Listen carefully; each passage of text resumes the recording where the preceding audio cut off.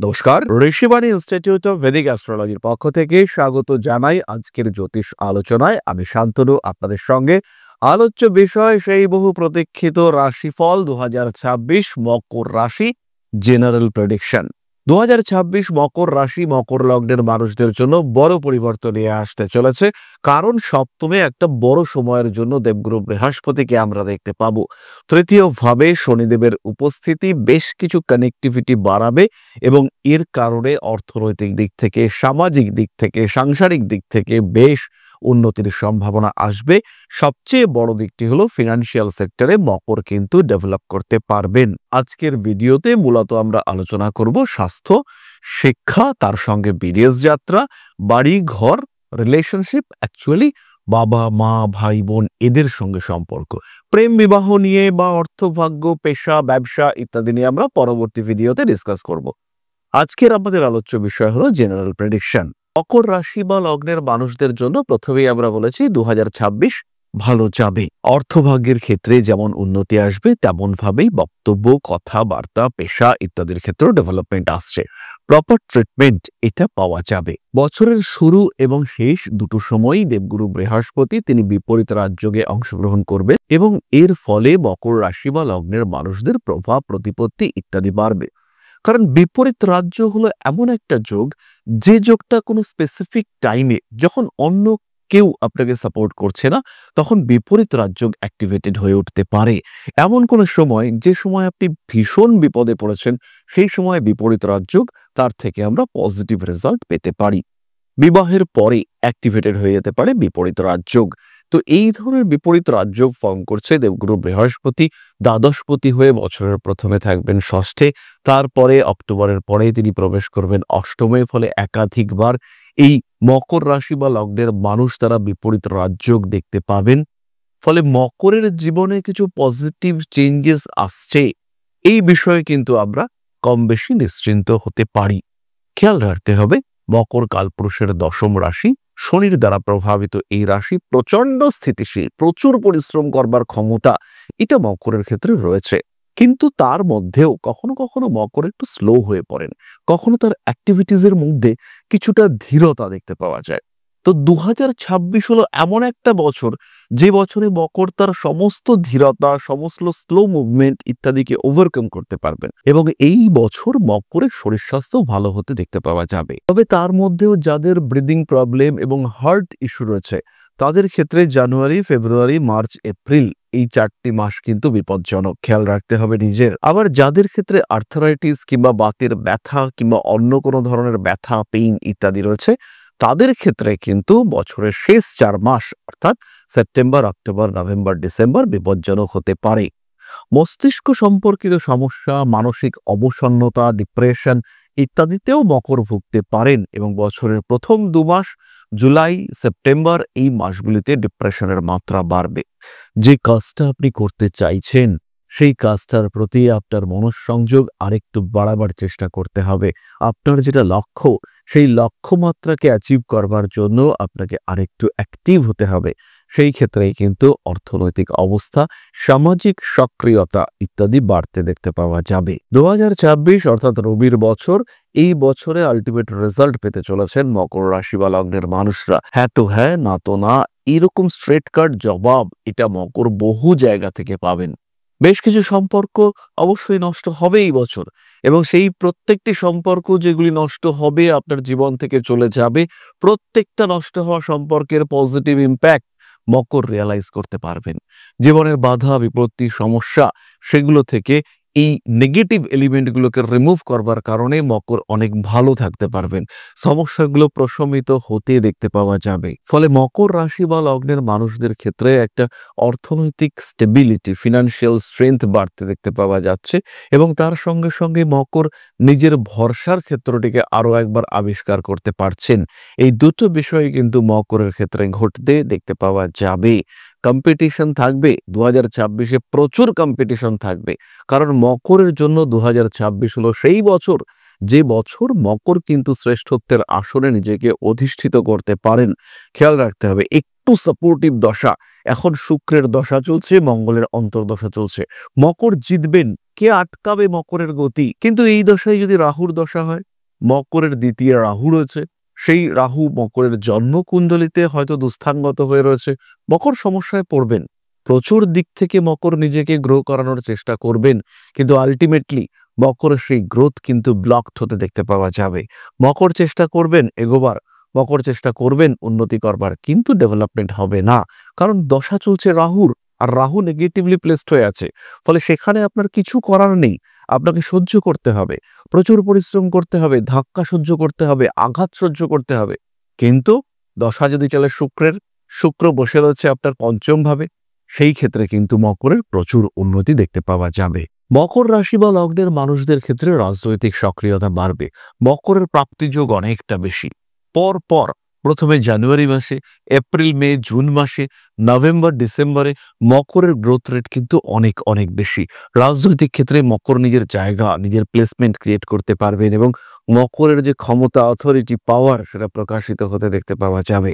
খুব সহজভাবেই মকর তার নিজের জায়গা সেটা ক্লিয়ার করতে পারবেন। মকরের জীবনে উন্নতি খুব স্পষ্টভাবে দেখতে পাওয়া যাবে। 2026 সালের মোটামুটি মে মাসের পর থেকে May, June, July, August, September, October, in fact নভেম্বরেও মকর কিন্তু প্রচুর এডুকেশনাল ডেভেলপমেন্ট দেখতে পাবেন। যেটা আপনার উদ্দেশ্য, যে বিদ্যা, যে শিক্ষা আপনি অর্জন করতে চান, এক্স্যাক্টলি সেটা অ্যাচিভ করবার একটা সুযোগ আপনার সামনে আসতে দেখতে পাওয়া যাবে। নিজের ক্ষেত্রটিকে আরেকটু বেটার করে তোলার সুযোগ, এটা আমরা মকরের ক্ষেত্রে দেখতে পাবো। এবং বহু আটকে থাকা কাজ সেটা মকর কমপ্লিট করতে পারবেন। পড়াশোনার ক্ষেত্রে হতে পারে, লিগ্যাল ইস্যু কিছু ক্রিয়েটেড হতে পারে, সেই প্রত্যেকটি বিষয় থেকে মকর নিজেকে বার করে নিয়ে আসতে পারবেন এবং বেরিয়ে আসার সাথে সাথে মকর তার যে নিজস্বতা সেটা কেউ প্রমাণ করতে পারবেন। যে সমস্ত মকর রাশি বা লগ্নের জাতক বা জাতিকাদের জন্মকুণ্ডলিতে রবি, মূল জন্মকুণ্ডলিতে রবি কিছুটা বলবান হয়ে আছেন, তারাই কিন্তু এই বিষয় অ্যাচিভ করতে পারবেন। শিক্ষার ক্ষেত্রে তারা প্রত্যেকে ডেভেলপ করতে পারবেন। যতই দ্বিতীয় রাহু থাকুক, অষ্টমে কেতু থাকুক, মকর রাশি, মকর লগ্নের মানুষ তারা গ্রো করতে পারছেন, নিঃসন্দেহে পারছেন। উচ্চশিক্ষার সম্ভাবনা রয়েছে, কিন্তু শিক্ষাকে খেয়াল রাখতে হবে এটা যেন কর্ম উপযোগী হয়। 2026-এ যে এডুকেশন আপনি গ্রহণ করছেন সেটা যেন হেলায় গ্রহণ করছেন এরকম না হয়। প্রকৃত পরিকল্পনা তো থাকবেই, তার সঙ্গে সেই শিক্ষার আউটপুট সেটা যেন পজিটিভ হয়। সেই শিক্ষা যেন আপনার কর্ম, আপনার পেশা, আপনার শখ, আপনার ভাষা, আপনার চিন্তাধারা প্রত্যেকটি বিষয়ের সঙ্গে ইন্টারকানেক্টেড হয়। সেই ক্ষেত্রেই কিন্তু আপনি আপনার ক্ষেত্রটিকে ব্যবহার করতে পারবেন। উচ্চশিক্ষার জন্য কিছুদিন বিদেশ যাত্রা, বিদেশে থাকা ইত্যাদির সংযোগ সৃষ্টি হতে চলেছে এবং তার সঙ্গে সঙ্গেই নিজের মতো করে বাঁচার একটা প্রচেষ্টা, নিজের খেয়াল রাখা, কিছু নতুন ভাবে পরিকল্পনা করা, তার কিন্তু যোগাযোগ দেখতে পাওয়া যাবে। ফলে 2026-এ কিছু প্রসপারিটি আসতে চলেছে। সেপ্টেম্বর, অক্টোবর, নভেম্বর, ডিসেম্বর এই সময়টা কিন্তু এডুকেশনাল ফিল্ডে একটা মাইলস্টোন ক্রিয়েটেড হতে পারে। এমন একটা বিষয় যেটা আপনার জীবনকে টোটালি চেঞ্জ করে দিতে পারে, সেই ধরনের ঘটনা ঘটার সম্ভাবনা দেখতে পাওয়া যায়। তাই এই বিষয়গুলিকে একটু খেয়াল রাখার চেষ্টা করতে হবে। কিছু কিছু ক্ষেত্রে পরিবর্তনশীল মানসিকতা সৃষ্টি হতে পারে, তবে খেয়াল রাখবেন নিজের যে লক্ষ্য, নিজের যে গতি সেটা যেন অটুট থাকে। রিলেশনশিপের কথা আমরা যদি একটু বলি, জানুয়ারি মাসে রিলেশনশিপগুলি নিয়ে কোনো রকম সমস্যা থাকছে না, কিন্তু ফেব্রুয়ারি এবং মার্চ কিছু মানুষ তারা আপনাদের ভালো সম্পর্কগুলির মধ্যে আসার চেষ্টা করবে। হয়তো আপনার সঙ্গে আপনার একজন বন্ধুর সম্পর্ক ভীষণ ভালো, তৃতীয় কোনো একজন মানুষ এসে এই সম্পর্কের মধ্যে বিষ ঢালার চেষ্টা সেটা কিন্তু করতে পারে। জুন, জুলাই, আগস্ট আবার পুরনো নষ্ট হয়ে যাওয়া সম্পর্কগুলো ঠিকঠাক হওয়ার একটা সম্ভাবনা দেখতে পাওয়া যায়।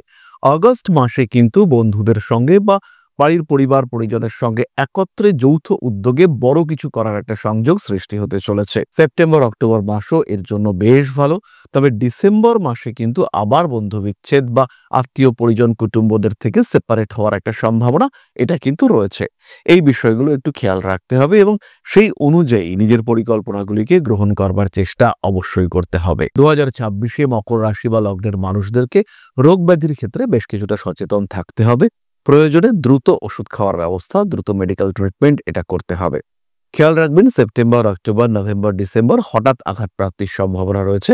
এই 4 মাস একটু বেশি সাবধানতা আপনাদেরকে অবলম্বন করতে হবে। এবার আমরা চলে আসব এই পর্যায়ের নাক্ষত্রিক আলোচনায়। প্রথমেই রয়েছেন উত্তরাষাঢ়া, ব্যক্তিত্বের বিকাশ, ইগো প্রবলেম ইত্যাদি আমরা দেখতে পাবো। মাথা গরম করে ফেলার একটা প্রবণতা সেটা সৃষ্টি হতে পারে।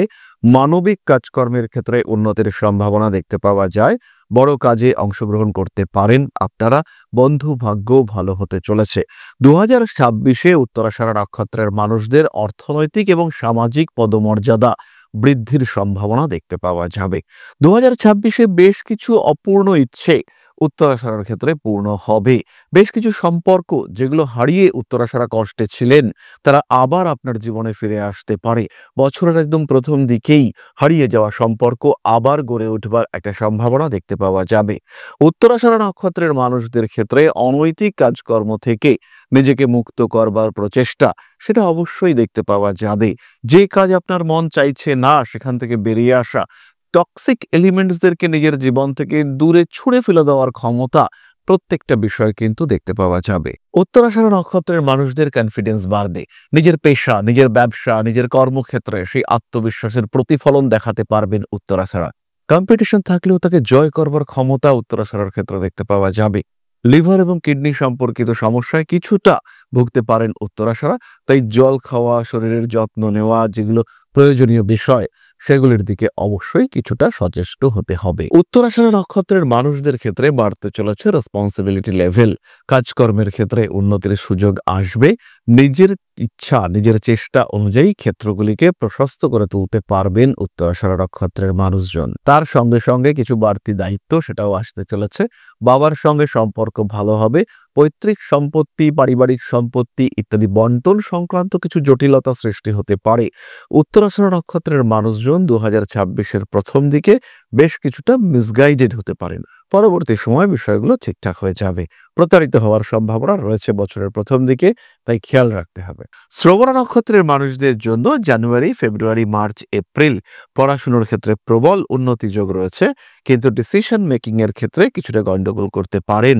আর যারা লোন নিয়ে এডুকেশন করতে চাইছেন, উচ্চশিক্ষার জন্য ঋণ নিতে চাইছেন বা বিদেশ যাবেন তার জন্য লোন নিতে চাইছেন, তাদের ক্ষেত্রে কিন্তু কিছুটা সমস্যা সৃষ্টি হতে পারে।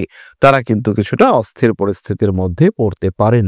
ব্যবহারিক ক্ষেত্রে কিছু সমস্যা অল্প বিস্তর সৃষ্টি হওয়ার সংযোগ রয়েছে।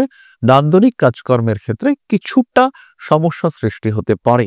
শ্রবণা নক্ষত্রের মানুষরা যেটা চাইছেন সেটা হচ্ছে না, পরিশ্রম করছেন কিন্তু সেই রেজাল্ট আসছে না, এরকম ঘটনা ঘটতে পারে। যদি ইনফ্যাক্ট আপনার পার্সোনাল জন্ম কুণ্ডলিতে কিছু গন্ডগোল থাকে বা দশাগুলো সেইভাবে শুভ না থাকে, সেই ক্ষেত্রে কিন্তু বেশ ভালো রকম অস্থিরতার মধ্যেই আপনি পড়তে পারেন। শ্রবণার জন্য কিন্তু একটা বড় জায়গা তৈরি করে দেবে।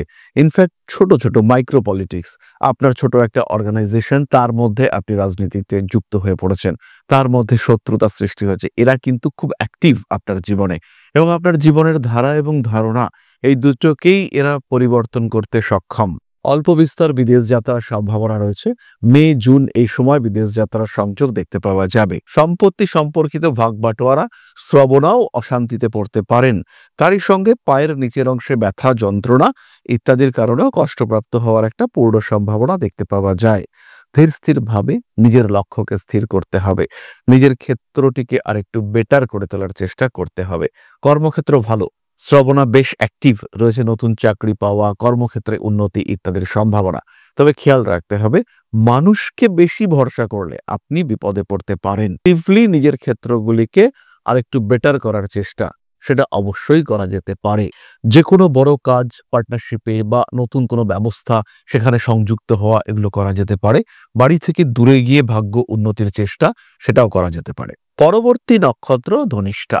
ধনিষ্ঠা নক্ষত্রের জাতক বা জাতিকা বছরের প্রথম দিকে পড়াশোনার ক্ষেত্রে খুব কনসেন্ট্রেশন করবেন।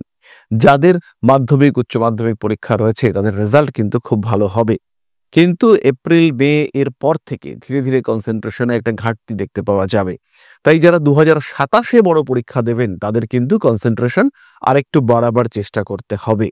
ব্যয়, এক্সেসিভ খরচা, এগুলোর উপরে নিয়ন্ত্রণ রাখতে হবে ধনিষ্ঠাকে। ধনিষ্ঠা কিন্তু একটু বেপরোয়া হয়ে উঠবেন।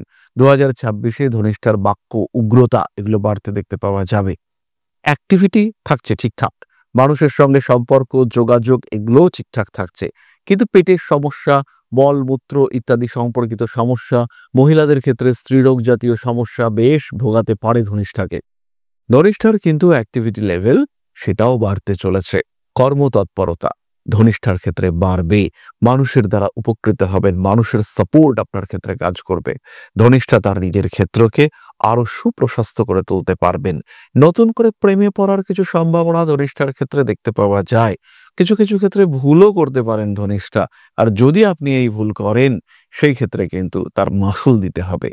ধনিষ্ঠা নক্ষত্রের মানুষদের বাবা, মা, ভাই, বোন এদের মধ্যে কোনো একজনের শারীরিক সমস্যা সৃষ্টি হতে পারে। বাড়ি কেনার পরিকল্পনা করলেন ফেব্রুয়ারি মাসে, বাড়ি কিনলেন জুন জুলাই এরকম সময়, এবং সেই সময় বাড়ি তো আপনি কিনলেন, এইবার কিছু অদ্ভুত সমস্যা আপনার জীবনে আসতে পারে। বাড়ির কোনো সদস্য সেই বাড়িতে গিয়ে অস্থির হয়ে পড়ছে, এই বিষয়গুলি কিন্তু ঘটতে পারে।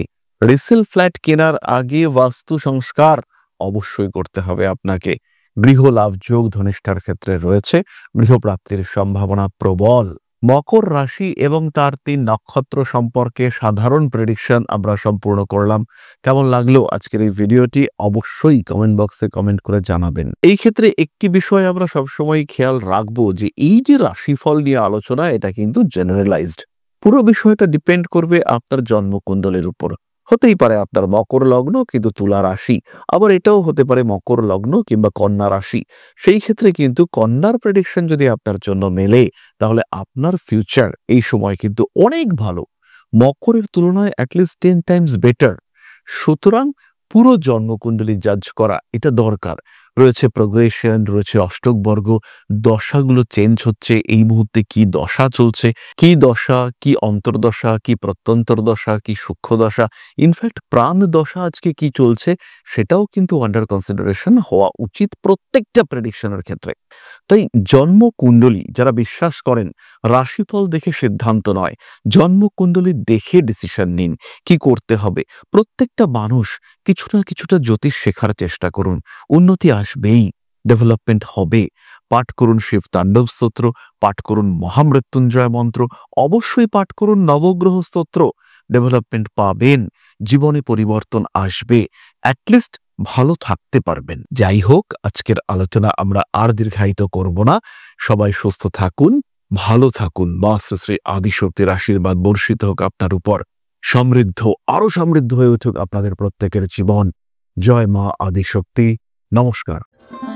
ओं अकारादि पंचाशद्वर्णेभ्यो स्वाहा। ओं प्रतिपादादि तिथिभ्यो स्वाहा। ओं कृष्णपक्षाय स्वाहा। ओं शुक्लपक्षाय स्वाहा। ओं अमावस्याय स्वाहा। ओं पूर्णिमाय स्वाहा।